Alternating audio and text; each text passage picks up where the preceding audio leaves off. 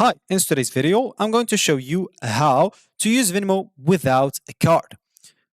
Of course, in this video, not going to show you the interface of Venmo. So if you're looking for that, I'm truly sorry.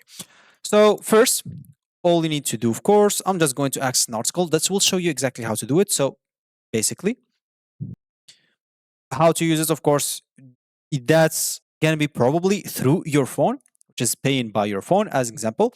So pay in touch, as you can see, free with Venmo QR code. So you can use your Venmo QR code to pay touch free at stores like CVCs, no shared pins or keypads, no digging for your wallets, and just scan your phone to pay. So all you need to do, just scan, pay, and go.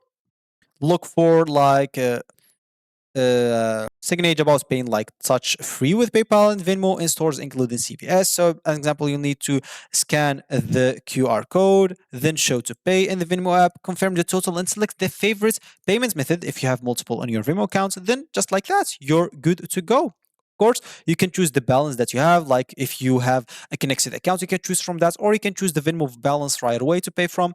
And that should be it. So that's going to be it for this video. Thank you for watching and goodbye.